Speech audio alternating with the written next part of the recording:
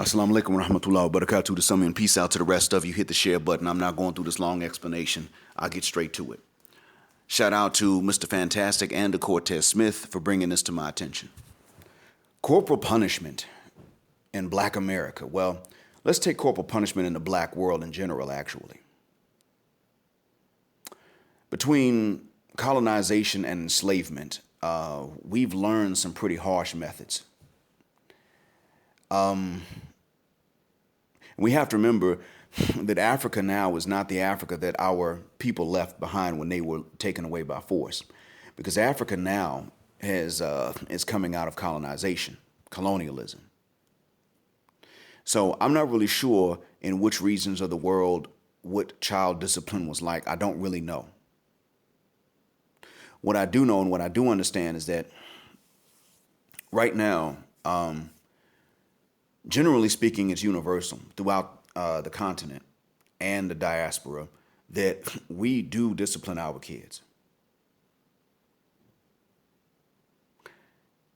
It's understood that in the white world, they don't, or they under-discipline them. Everything has to be a fight and a fuss. You tell him to give you the keys to the car. No, I'm not doing it. And, and you're not going to hit him, so he's not going to learn. He's not going to learn till you slug him, knock him unconscious, take the keys out of his pocket, slap him awake, and then slap him unconscious again just for telling you no. You see, the thing is that when corporal punishment is not on the menu, you got a problem. When corporal punishment is the only thing on the menu and it is overdone, you have a problem. The two things that can ruin a child's behavior as an adult, as children even, the worst are, number one, it doesn't matter what they do, they're going to get that butt whooped. And number two, it doesn't matter what they do, they're not going to get that butt whooped. Pain has to be a result of bad decisions so that they learn to not make bad decisions. Pain is not supposed to be a result of good decisions. Is not supposed to be a result of honest mistakes that were not meant, that were not intentional. It is not supposed to be a result of somebody else's decision, something they did. You didn't do it. It is not supposed to be a result of any of these things. It is supposed to be a result of knowingly bad decisions someone chose, knowing that they were bad, intentionally. And even then, the parents are one in a position to know what works on this particular kid, because kids are different. There are kids who need several whippings. They actually need more than whippings. They need literal whippings with whips. And then there are kids that wind up not needing whippings. They're just not going to do that much bad stuff. It'll be rare, and other punishments will work on them. There will be diversity within and different needs for different kids, and that's fine. Now, in the schools, that's a touchier subject. If you bring back corporal punishment now, then what's going to happen is that black kids are going to get hit the most. Poor white kids, Latino kids, white kids will get hit the least often. But right now, you don't have it on the menu at all for most school districts, especially urban school districts. So guess what? You see how these kids are acting. So I don't really know. I mean, I think I don't know how to implement it in schools again, but I know that it has to be there, but it also has to be done fairly. And I don't know how to make sure it is, because even for me, I myself will discriminate based on how many offenses a child has committed before that I know of. So a child may escape a whooping because I don't know all the things they did before, whereas I turn around and I pop this other kid because I know they did the same thing twice, but it's the only bad thing they've ever done, and I don't know that this other kid's done everything in the book because I just got there. It could happen like that. I don't teach in the United States for that reason. And see, in some parts of the Gulf, they took corporal punishment out to schools, and these kids are bad. Now they got major fights at some of the boys' high schools at sometimes where they got to call the police, depending on which nation you're in and in which part of the countries you're in even then. These people tripping, man, they tripping hard. So on one hand, the teachers can't just pop the students for no reason, and that's fine. But by the same token, they get in trouble if they pop the kids, and there are kids who need to be popped, and it only gets worse when they don't get it. Used to be they could just whoop and whoop and whoop and whoop. Now they can't. One hit to settle down a wild child, and he's in trouble.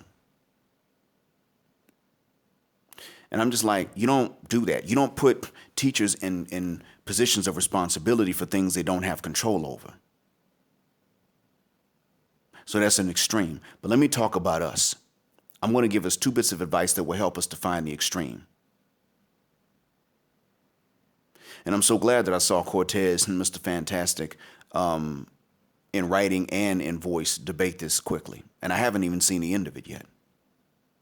Here are 2 things that will help our people find the balance between the 2 extremes. Because, see, the white society by which you are surrounded, because my black behind ain't got to live there no more. Thank God. Thank you, Lord. Are farther from the extreme. I mean, they're farther from the middle than we are. Now, we're both somewhat extreme, but they're further on their extreme end than we are from ours. Much further. We're closer to the center than they are. So here's what we do. First, you start off, when your kid is young, you start off with non-corporal punishments to see what works and what doesn't. Corporal punishment will be on the menu for when the non-corporal punishments don't work. Then you pop that butt when the others don't work and when they just get downright disrespectful and just testing your limits. Pop, pop. And you escalate within corporal punishments. You start with a lick and you escalate the number of licks until you find what's working on them.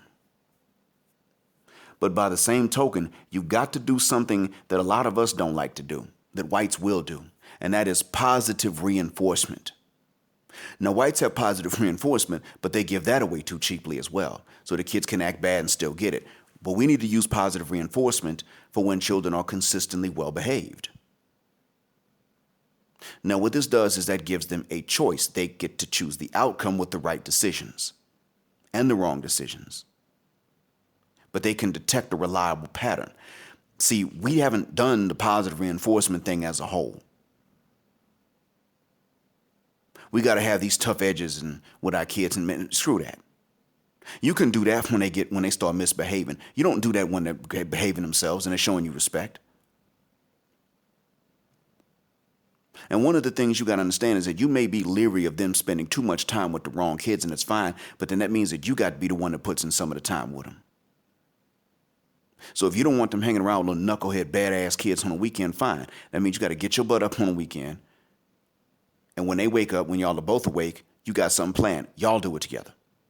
And it's something fun for them. So when their homies at school are saying, man, where were you this weekend? I was with Pops. Oh, man, you missed it. No. And then they can say, no, you missed it. Man, we caught fish. We had a good sleep, bro. I'm ready for the week now. But the point is that you have a positive reinforcement that is on the books. That must also be there. Neither one of these 2 is going to work without the other. An experimental escalation of punishments to see what works, whether it's corporal or not. You'll know where it works and you stop there. And a positive reinforcement with rewards so that the kids can do what they know they need to do to get the rewards they're looking for. Just generally making their life better. See, sometimes you think that the absence of a whooping is a reward because you're coming off that plantation mentality. And I say you because, see, I didn't learn that from my parents. I didn't learn this plantation mentality, this pro-ass whooping mindset, for the most part. Now, they're for it, but even they don't believe in doing it for no reason.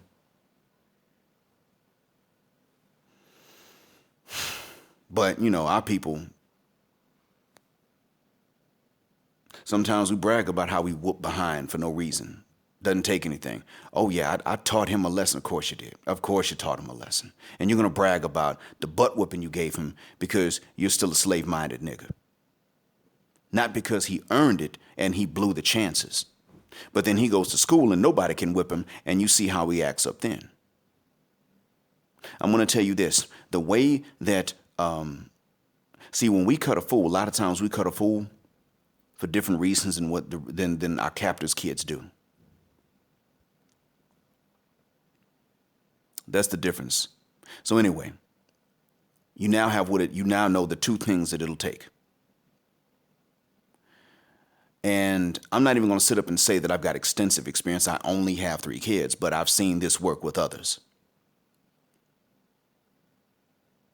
So I'm telling you the benefit of other people's experiences too.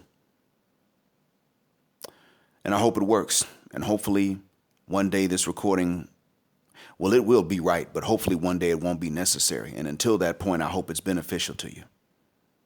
Get back to me, Cortez and Mr. Fantastic, and let us know how this has worked. Thank you for listening. Assalamu alaikum.